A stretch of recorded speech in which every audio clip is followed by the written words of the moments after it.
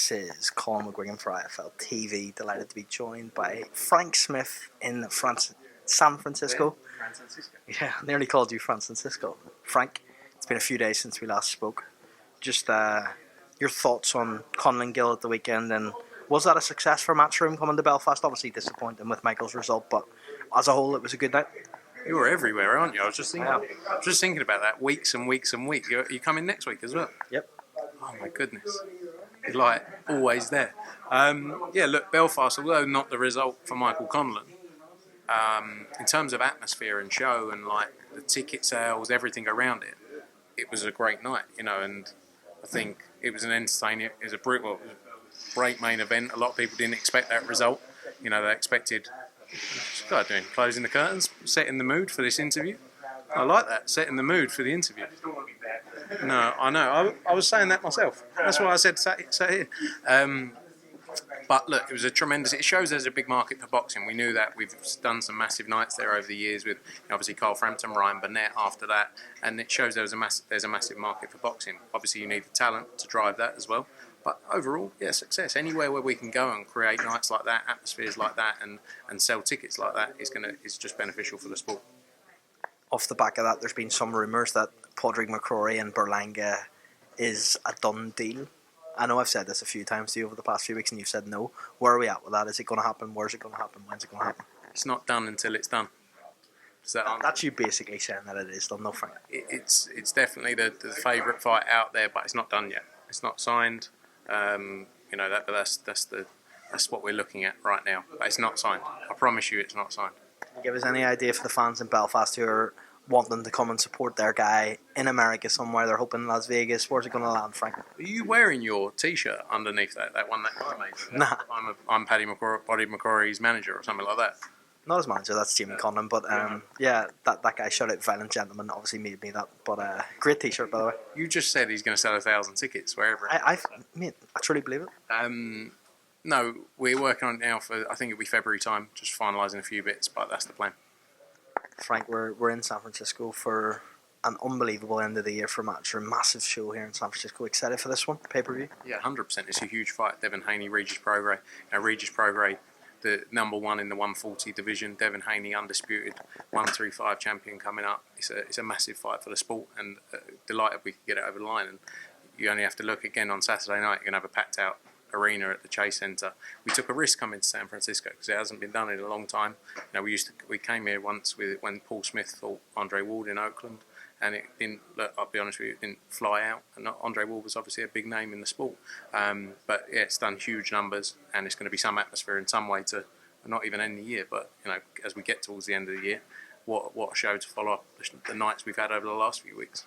Are we going to see at the beginning of next year more pay-per-views from Matchroom at the beginning of the year, or any that you can give us a bit of an idea on at this stage? Look, I think we've always said when competing with other broadcasters in the markets for fights, and other broadcasters will put fights on pay-per-view, that's where we have to be in that discussion to compete with them, obviously. But at the same time, we only want to do the biggest possible fights. This is a massive fight for the sport, as I say. Devin Haney, probably one of the biggest stars in the sport right now. Regis Prograis, number one at 140. It's a massive fight, and it sets up some huge fights in the future. So, yeah, it's going to be dealt with on a case-by-case basis. But obviously, it has to be the big fights that people want to see. Going to run through quite a few questions here with you because I've got you sitting down for once and you're not trying to get away from me. First one, Simon Jordan talked about his meeting with Conor Benn on TalkSport. I'm sure you've seen the clip. He suggested some of the things there. He said that Conor's going to come out to the media soon.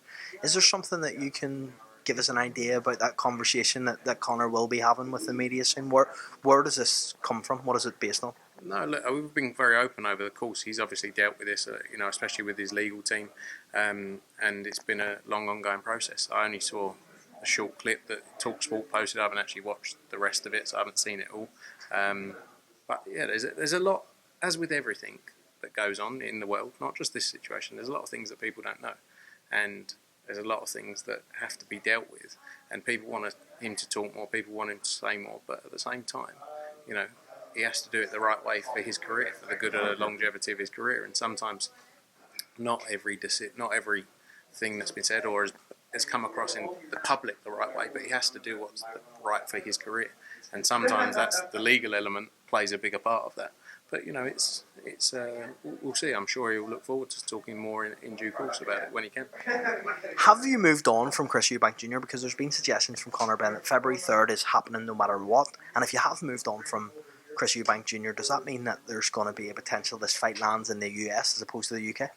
Look, we're still talking. We're still going back. Oh, there's a big media scrum here. I thought they were coming for me and you. Yeah, I'm missing out on that one. Obviously not. Look, there's a lot of discussions ongoing. Eubank is still the focus fight. I'm not going to sit here and say that, and I believe it will happen. I believe we'll get there with it. But there's work still to be done. There are other fights and other discussions ongoing at the same time for other opportunities. So we'll see. With Wood Warrington, well, with Conlon's loss, it looks like Wood Warrington's going to be the fight. Where does that leave Joe Cordina? Could we see Joe Cordina, Jordan Gill? I think Wood Warrington's the biggest fight to be made. You know, in terms of there's a storyline there, especially from the first fight we saw in October. I think it does huge numbers. Both of them got massive followings, and we're doing some work still with the City Ground to get that over the line. Some work still to be done, but I'm confident we can get there with that. I think Joe Cordina, he wants the big fights. You know, whether that be, the unifications. Obviously, Navarrete and Oshaki Foster signed with Top Rank, but we're open to looking at the best possible opportunities. But he wants the big fights, and that's our focus. But Jordan Gill is possible. But let's see how the next year. It's early days. It was only 3 days ago that he had that fight. So we'll see. Jack Catterall, Josh Taylor. Apparently, an offer's been made to Josh Taylor. Can you confirm that? Yeah, we're trying to make that fight happen. So let's see what comes back of that as well. If not Josh Taylor, who will Jack Catterall face next? Because obviously the division's quite open. We know he's going to be in time for Haney Prograis on Saturday. Is that a potential for Jack Catterall next? I mean, look, there's a lot of big fights in the 140 division. There's even the action this week, obviously the main event. You've got Para against Montana Love as well on the card. And then you got Richardson Hitchens as well. There's some talk around that. But look, I think let's see how this weekend goes. There's a potential mandatory. I think the winner of Saturday will look at. I think Ryan Garcia is the natural fight for the winner of Saturday to come through. It's a massive fight to be made. But yeah, there's lots of options for Jack Catterall. We just need to. Obviously, the focus for us is to try and make that Josh Taylor fight. Sean McComb with a great win at the weekend. Another Belfast guy, so I'm going to push him here. WBO eliminator against Richardson Hitchens, possible next? Yeah, maybe.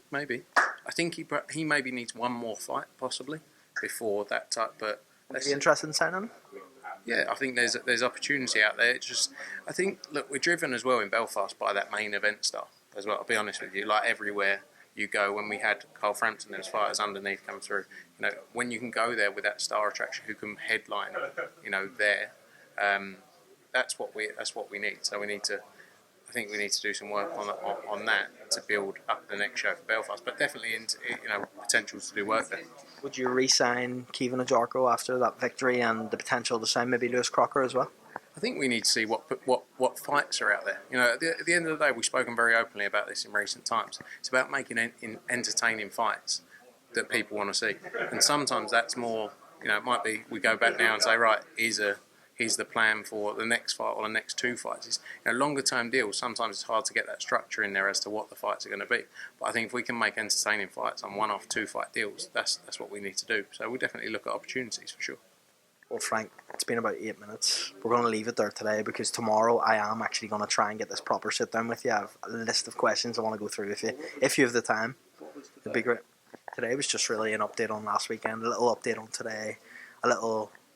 get you in the room. Obviously, with Devin going to do a media scrum now, it works out. Yeah, he's much more important than me. Never, Frank. Always a pleasure, mate. Thanks.